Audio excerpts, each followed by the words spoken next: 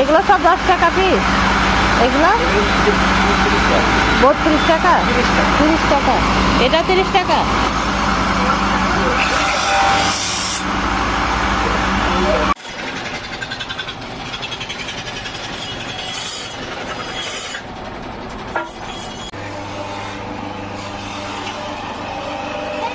এই পালিশ করার পরে আবার কালার দেওয়া হচ্ছে নাকি? একটু কম করে রাখেন, 30 করে রাখেন। কয়টা নেবেন? তো এই